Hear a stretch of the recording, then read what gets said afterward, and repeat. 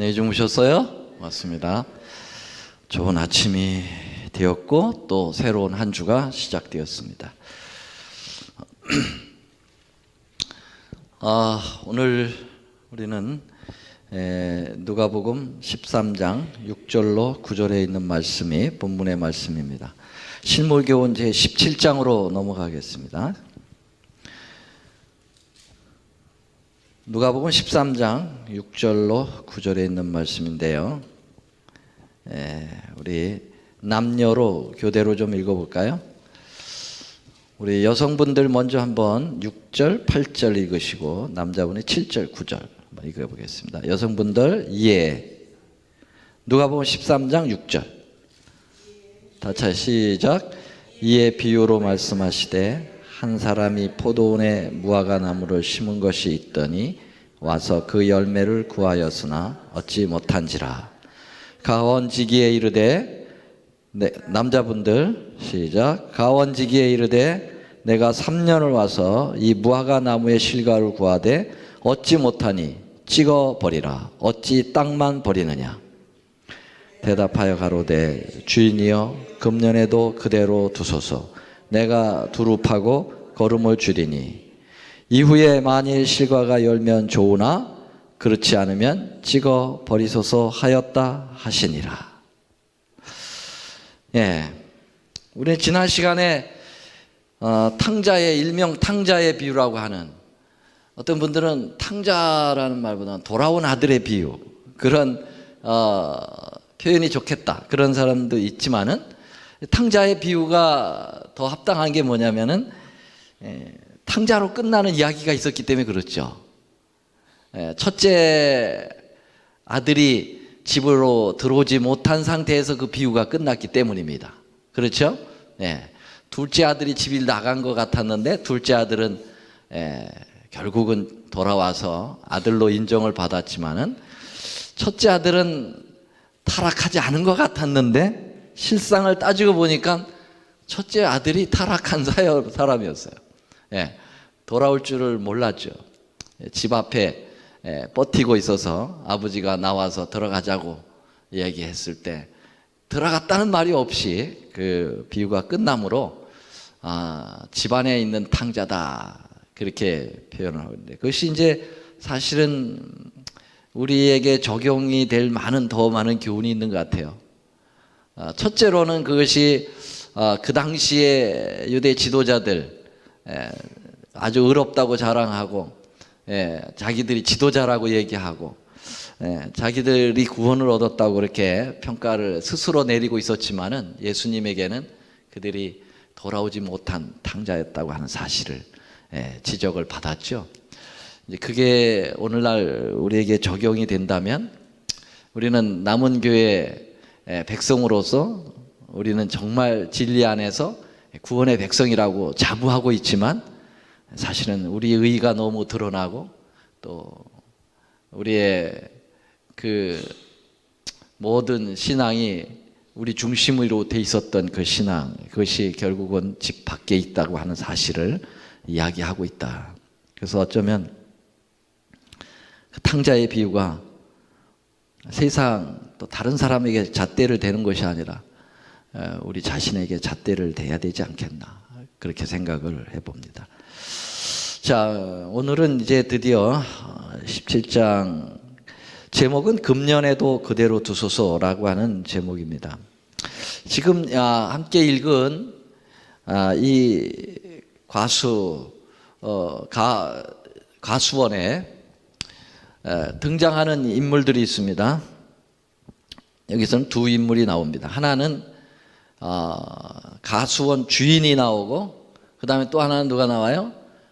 가수지기가 나오죠.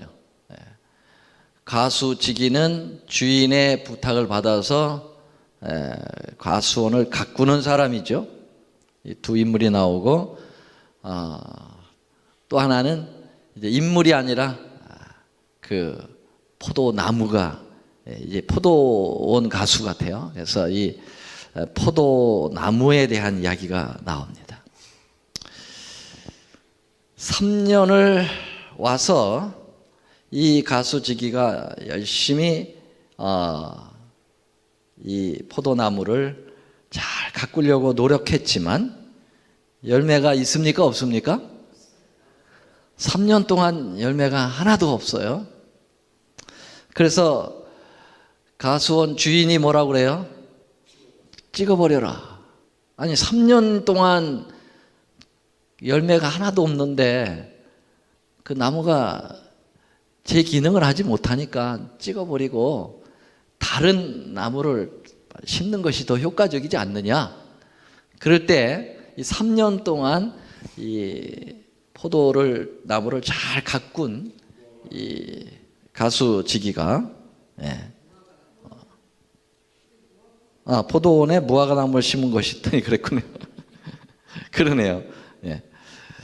무화과 나무 맞습니다. 무화과 나무를 근데 왜 포도원에 무화과 나무라고 그랬던가 모르겠네요. 포도도 같이 있었는지 아니면 그 포도 가수원에 옛날에는 포도나무를 심었었는데 그거를 제하고 무화과 나무를 심었는지 잘 모르겠네요. 그런 것 같아요. 한번 물어봅시다. 근데 이제 이따 좀 말씀드리겠지만은 이 포도나무나 무화과 나무나 이게 이제 이스라엘을 가리키고 있어요. 그래서 포도나무하고 무화과 나무가 같이 있었는지 모르는데 무화과 나무에 어떻든 과실이 없는 것이 틀림없어요. 그죠? 그래가지고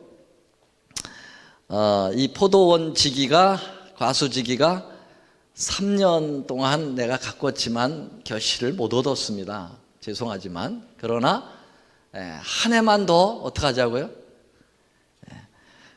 한 해만 더 좀 우리가 기회를 주자. 금년에도 그대로 두소서. 내가 다시 두루 파고 거름을 주리니 이후에 만일 씨가 열면 좋으나 그렇지 않으면 그때 찍어버리도록 합시다. 그런 제안을 하죠. 여기서 이 예수님께서 주신 이 비유 중에서 하시고 싶은 말씀이 뭐냐? 찍어버리는 것에 중점을 두겠느냐? 금년에도 그대로 두소서에 중점을 두느냐? 어떤 겁니까? 우리가 이걸 잘 알아야 돼요. 어떤 사람들은 같은 비유를 듣고서도 그 찍어버리소서에 또 강점을 두는 사람이 있어요. 근데 틀림없이 여기는 주님께서 하시고자 하시는 것은 금년에도 그대로 두소서라고 하는 것에 초점을 맞췄다는 거죠. 한 누나가 있었는데 개구장이 동생들이 있어요. 근데 이 개구장이 동생들이 비가 온 후에 그 흙탕물이 이렇게 많이 있는데 거기 가서 막 질퍽질퍽하고 막 노는 거예요.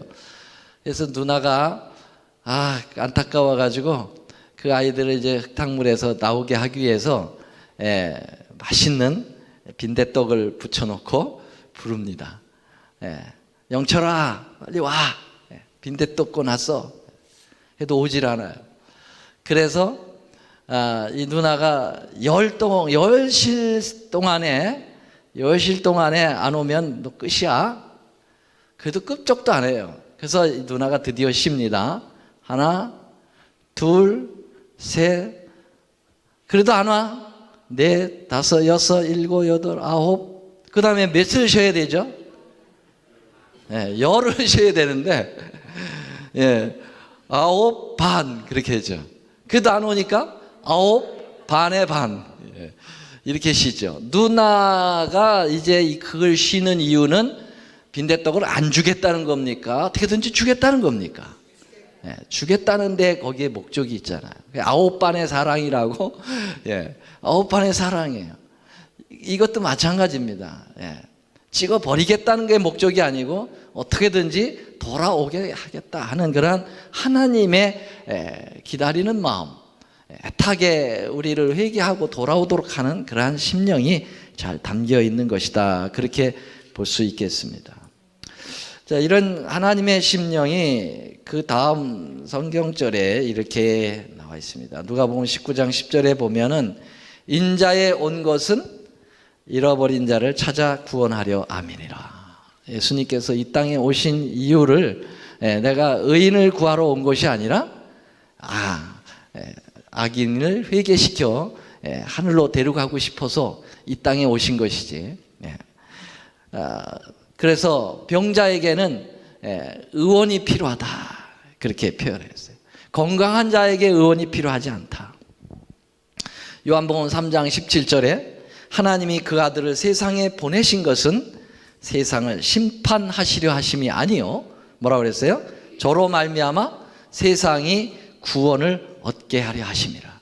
이런 표현들은 지금 누가복음 13장에 나오는 이 금년에도 그대로 두소서라고 하는 이 예수님의 비유를 계속 서포트하고 있습니다.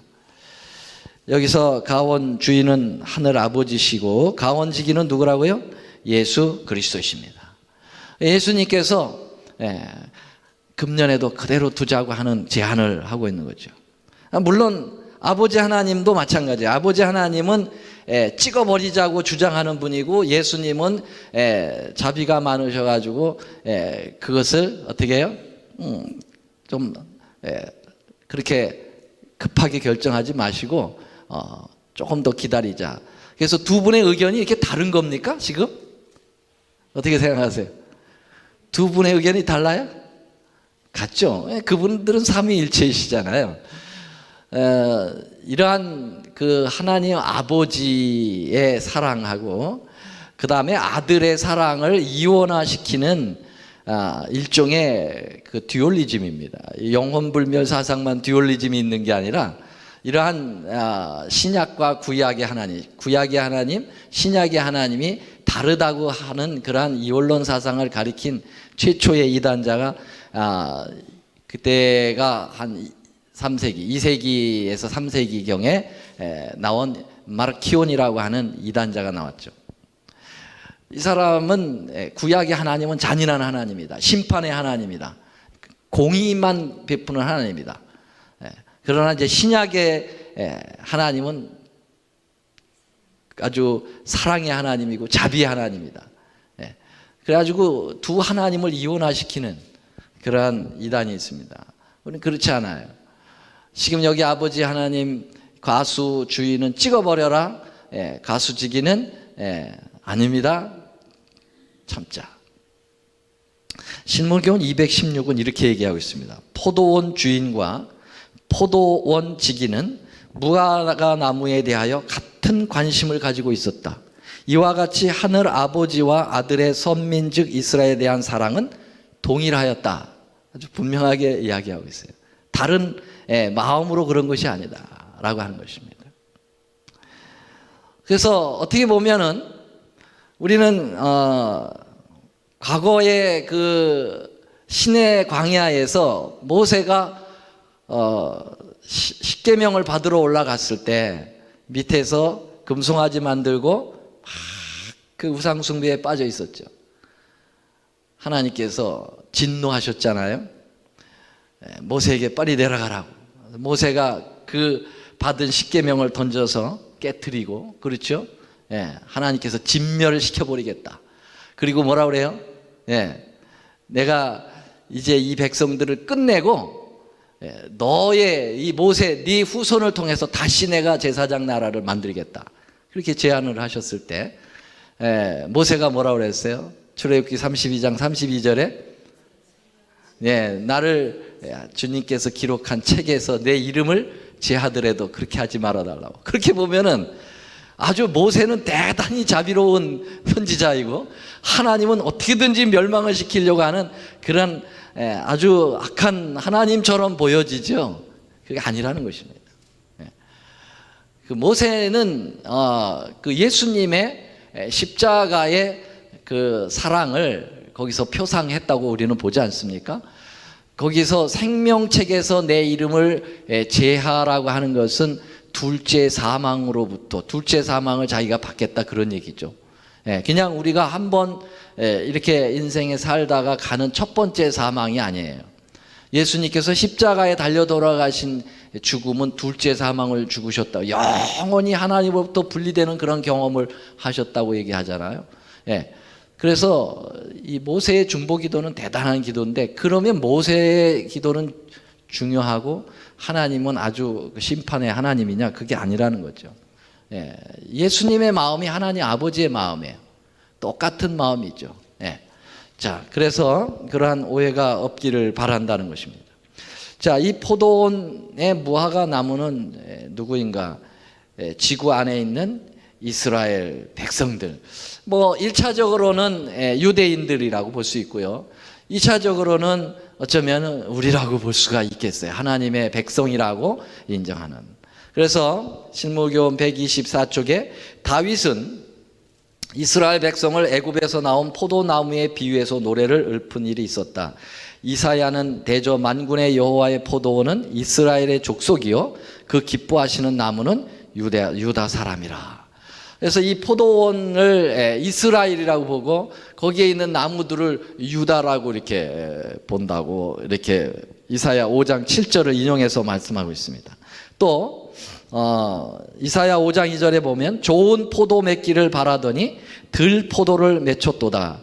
그리스도의 당시의 사람들은 그전 시대 유대인들보다 더 경건한 채 하였으나 오히려 하나님의 영의 가마는 결핍되었다. 그렇게 얘기했어요. 그래서 하나님께서 이 과실을 기대했어요. 이들을 통해서, 이 아름다운 과실을 통해서 많은 사람들에게 좋은 영향을 끼쳐주기를 원한 거예요. 여러분들이 과실을 먹으면 기분이 좋고 온기가 나고 희망이 돋지 않습니까? 그래서 과일들을 많이 드시는데, 그런 역할을 해야 되는데 그런 역할을 하지 못하고 그냥 그것이 열매도 없으니까 땅만 버리고 이 뿌리만 막 자기만 살기 위하여 뿌리를 퍼쳐가지고 옆에 있는 것까지 다 못 쓸게 만들고, 그리고서는 자기만 푸르청청하게 있으면 참으로 하나님 마음에 속이 상하는 것이죠. 유대인들이 그랬다고 하는 거예요. 이스라엘 백성들이 그랬다고 하는 거예요. 차라리 없었으면 더 나았을 걸 하는 그러한 상황이 돼버린 거죠. 그래서 잘못된 종교는 많은 사람들에게 더 실망감을 주는 거 아닙니까? 오늘날 기독교를 바라보는 사람들이 좋은 평가를 합니까? 나쁜 평가를 합니까? 좋은 평가보다는 많은 그런 얘기 듣죠. 나는 아직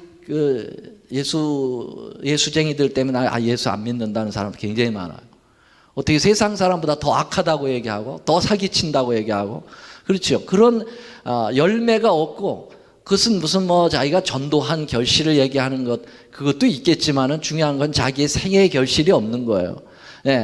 그냥 막대먹은 그런 표현들을 막 그리스도인으로서 막 하기 때문에 옆에서 보던 사람들이, 예수를 좀 믿어보려고 하던 사람들조차도 그런 사람들의 방해를 받고 열매를 딱 올 수가 없도록 만드는, 땅만 버리는 존재, 이런 존재가 바로 이스라엘 백성들이고 유대인이었고, 오늘날 어쩌면 내 자신인지도 모른다라고 하는 것입니다. 여기서 가수지기의 3년의 보살핌은 3년 동안 이스라엘의 마지막 복음을 전하셨던 예수님의 공생의 기간을 얘기한다. 그렇죠? 예수님이 왜 3년이라고 얘기했겠어요? 30세에서부터 33세 반에 십자가에 달려 돌아가실 때까지 3년을 최선을 다해서 이 땅에 와서 주님께서는 봉사를 하셨어요.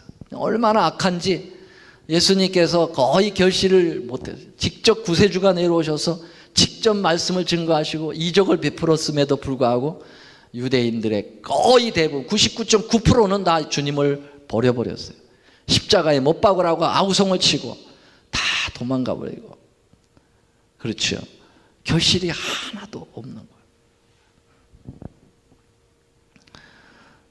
이스라엘 백성들을 끝까지 그러나 사랑하시는 주님의 모습을 우리는 이 비유에서 봅니다. 우리 예수님께서 얼마나 속이 상하셨을까요? 피를 철철 흘리시면서 마지막 숨을 거두실 때 그를 인정해 주는 사람이 하나도 없었다. 마지막 십자가에서 생명을 거두실 때 그 실망감과 좌절감이 얼마나 컸을까요? 주님이 십자가에서 견딘 것의 가장 중요한 것은 뭐 육체적인 그 수많은 고통, 하나님과 영원한 분리 이런 것도 있었겠지만 그냥 저희가 생각하기에는 구원하러 온 백성들에게 철저하게 배신을 당한 그 배신감, 그것이 얼마나 크셨을까? 거기서부터 이 벗어나는, 거기서부터 그것을 극복해내시는 그 끝까지 사랑하시는 주님의 사랑, 우리는 그것을 보아야 될 거라고 믿습니다. 여러분들이 가장 쓰라릴 때가 어떤 때입니까? 가장 믿었던 사람들, 가장 기대했던 사람들한테 배신당한 경험이 있으십니까? 그럴 때 그 비애감은 이루 말할 수가 없죠. 그렇게 사랑을 퍼붓는데 그런 사람들로부터 배신을 받았을 때 나하고 전혀 상관없이 그냥 지내다가 그냥 욕먹고 그 사람들한테 어려움 당하는 거 참을 수 있어요. 근데 가장 애정을 가지고 정말 철저하게 사랑을 했는데 그 사랑을 오해하고 그리고서는 정말 처참하게 짓밟아버리는 그런 사람들을 경험할 때 그 아픔은 이루 말할 수가 없는 것입니다. 예수님은 그 아픔을 다 당하신 것이죠. 그래서 내가 그렇게 그 경험을 하고 내가 그러한 그것을 이기고 너희들을 사랑했으니까 너희도 그런 사랑을 해달라고 주님께서 요청하시는 겁니다. 여기 신물교훈 좀 읽겠습니다. 하나님께서 당신의 아들을 보내사 열매를 찾으셨으나 얻지 못하셨다. 이스라엘 백성은 땅을 패하는 자들이었다. 이 백성의 존재가 오히려 저주가 되었다. 그 이유는 이 백성이 열매 맺을 다른 나무가 차지할 자리를 대신 차지하고 있기 때문이다. 이 백성이 하나님께서 세상에 주시는 축복을 빼앗아갔다. 이스라엘 백성은 세상 사람들에게 하나님을 올바로 소개하지 못했다. 그들은 단순히 쓸데없는 물건이 되었을 뿐만 아니라 하나님의 결정적인 방해물이 되었다. 그들의 종교는 사람들을 너무나 잘못 인도해서 그들을 구원하는 대신에 멸망시키고 있었다. 하나님의 일을 하라고 선택을 한 제사장 나라가 하나님의 일을 하는 것이 아니라 하나님의 일을 오히려 망쳐버리는 그러한 일이 있다는 것입니다. 그래요, 안 그래요? 여러분, 교회 생활을 많이 해보셨죠? 교회 생활을 많이 해보셨는데 교회 안에서 정말 하나님의 신실한 일을 하라고 직분을 줬는데 그 직분을 가지고 권세를 부리면서 교회를 어지럽히고 교회 사람들을 막 그 짜증나게 만들어서 또 불평스럽게 해가지고 막 비평해대가지고 사람들을 떨쳐내버리는 사람들 있습니까? 없습니까? 있어요.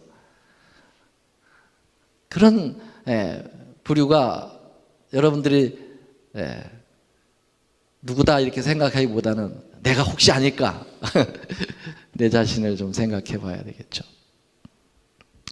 여러분들이 마가복음 2장에 보면은 중풍 걸린 사람이 있어서 꼼짝 못할 때 예수님이 오셨다는 소리 가고 싶기는 하지만은 갈 수 없었어요. 그래서 그 친구들을 어떻게 잘 뒀어요. 그래서 친구들이 그를 데리고 침상에 데리고 가죠.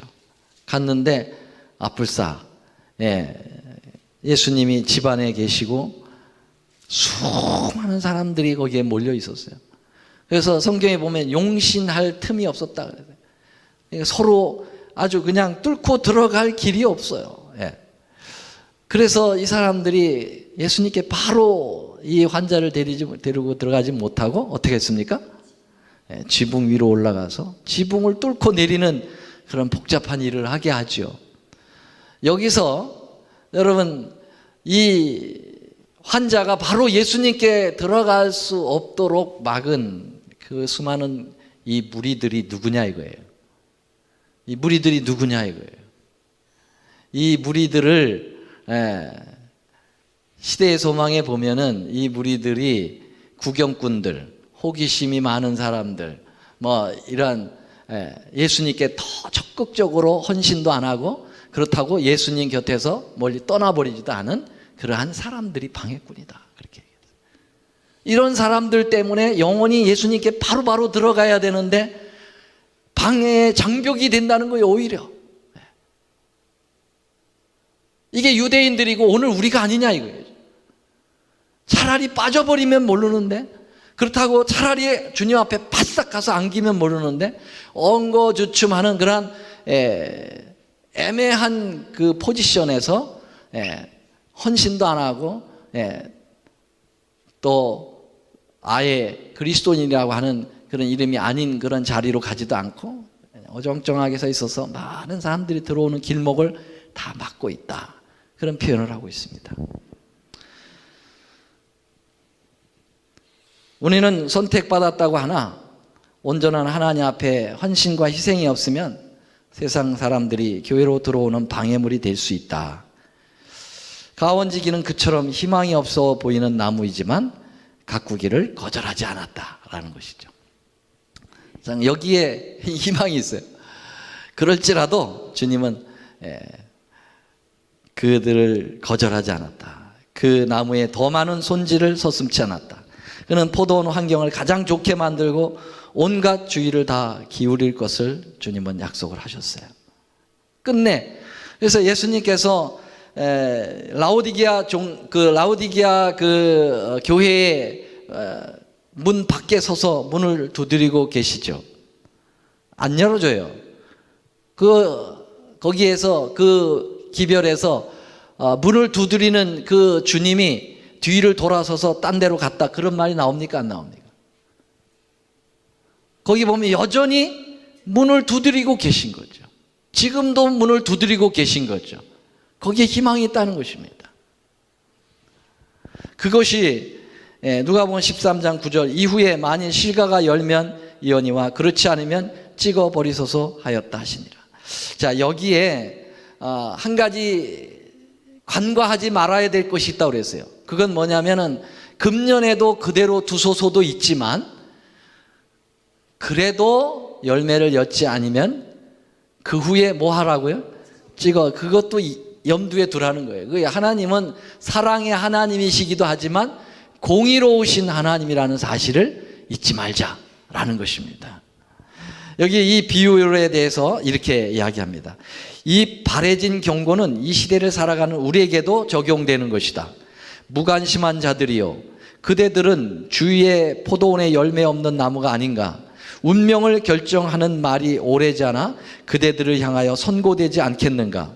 그대들은 얼마나 오랫동안 하나님의 선물을 받아왔는가? 또 주께서는 얼마나 오랫동안 그대의 사랑의 보답을 바라고 기다려 오셨는가? 하나님의 포도원에 심겨지고 포도원 지기의 주위에 깊은 돌봄을 받아온 그대의 특권은 얼마나 놀라운 것인가? 얼마나 자주 부드러운 복음의 기별이 그대의 마음에 감동을 주었던가? 그대는 그리스도의 이름을 지니고 있으며 외적으로는 예수의 몸된 교회의 일원이지만 오히려 크신 사랑의 마음과는 연결되지 않은 자이다. 여러분, 성령의 열매를 맺고 있는가라고 질문하고 있어요. 화이트는 이 부분의 열매를, 성령의 열매를 맺고 있는가, 우리의 삶에. 그래서 지금은 여러분, 주님께서 금년에도 내버려 두소서 하는 유예 기간이라는 것입니다. 이걸 갖다가 우리의 신학적 표현으로는 은혜의 기간에 우리는 살고 있다. 근데 은혜의 기간은 끝이 있습니까? 없습니까? 은혜의 기간은 끝이 있다는 사실이죠. 예수님께서 하늘 지성소의 문을 여시고 다 되었다라고, 이 다 이루었다는 세 번의 말씀이 있죠. 하나는 창세기 2장 1절에 뭐예요? 천지 만물이 다 이루었다 하신 그 다 이루었다가 있고요. 그 다음에 예수님 십자가에서 다 이루었다고 하는 다 이루었음이 있고요. 구원의 다 이룸 완성이 있고요. 그 다음에 십자가에서 죄의 도마를 다 끝내고 이제는 이 지구로 재강림하시기 위하여 마지막 지성소 문을 나서실 때 다 되었다. 그때가 뭡니까? 은혜의 기간이 끝이죠. 그때는 하고 싶어도 돌아질 수도 없고 타락하고 싶어도 타락할 수가 없는 때가 그때죠. 이제는 의로운 자는 그대로 의롭고 불의한 자는 그대로 불의하리라 라고 하는 계시록의 선언이 있게 될 것입니다. 그래서 공의의 하나님을 무시해서는 안 된다. 하나님은 무한히 사랑하기 때문에 심판이 없다. 지금 닥터가 주장을 하면서 이런 하나님의 공의성에 대하여 배제시키고 하나님의 사랑만 극대화시키고 있는데요. 그건 하나님의 사랑을 제대로 표현하지 못한 겁니다. 공의가 있어야 하나님의 사랑이 완전하게 형성이 되는 겁니다. 그래서 이 찍어버린다고 하는 이 표현도 여러분들이 무시하면 안 된다고 하는 사실이죠. 잎사귀만 무성해서 옆에 열매 맺은 나무까지 영향을 미치는 그러한 땅만 못 쓰게 하는 그러한 부분들은 찍어내버려야 한다고 하는 사실입니다. 예수님께서 이제 그 순환주간에 예루살렘으로 들어가시다가 배가 고프셔서 먹을 것이 있나 한번 봤더니 멀리 무화과 나무가 있고 거기에 아주 풍성한 잎사귀가 있어서 열매가 있는가 가봤더니 열매는 없고 잎사귀만 무성해 있어요. 그래서 주님께서 뭐 하셨습니까? 저주를 하셨죠. 많은 사람들이 아유 예수님은 참 고약하신 분이다. 이성도 없는 나무를 갖다가 배고프다고 그래가지고 저주를 하느냐. 그건 아니죠. 그게 바로 열매 없는 나무는 결과적으로는 그러한 뭘 받는다는 겁니까? 심판을 받는다고 하는 사실을 분명하게 보여주는 거예요. 첫째로는 이스라엘 백성들이 이제 하나님의 심판을 통해서 그 나무가 말라버리는 그러한 역사를 경험한다는 것이죠. 2차적인 적용은 바로 우리가 그 적용을 받을 수도 있다라고 하는 것입니다. 그러나 우리는 아직도 은혜의 시기 속에 우리가 살고 있습니다. 은혜의 시기는 이제 예수님이 이 땅에 재림하실 때까지는 은혜의 시기입니다. 그래서 아직도 금년에 내버려 두셔서 참고 기다리시는 예수님의 사랑으로 여러분들 돌아가시게 되기를 저와 함께 간절히 바랍니다. 우리만 거절하지 않으면 우리 안에 들어오셔서 얼마든지 열매를 맺겠다고 하시는 그 성령 하나님을 오늘도 초청하시는 여러분과 제가 되기를 간절히 바라면서 말씀을 드리겠습니다. 하늘에 계시는 우리 아버지 은혜를 감사합니다. 금년에도 내버려 두소서라고 하는 우리 주님의 사랑을 저희들을 기억합니다. 그리고 우리에게 유예 기간을 주시고 돌아오기를 간절히 갈망하고 계심을 저희들이 생각하며 혹시 열매 없는 땅만 버리는 존재가 우리가 아닌가를 먼저 살펴보고 하나님 앞에 열매 맺기를 저희들 갈망합니다. 주님, 저희들을 통해서 주께서 이루시려고 하는 일들을 이룰 수 있도록 저희가 주님의 도구 되기를 원하고 주님의 참 열매가 되기를 원합니다. 주님, 연약함을 솔직하게 고백하오니 주님께서 저희 받아주시고 주님 열매 맺게 하셔서 하나님의 구원의 창구에 저희도 들어가게 하시고 저희들을 통하여 맺어지는 수많은 열매들 함께 들어가기를 원하오니 그렇게 인도해 주시옵소서. 저희 흩어져서 또 각자 기도할 때 함께하여 주시옵기를 비오며 예수님의 이름으로 감사하며 기도 올립니다. 아멘.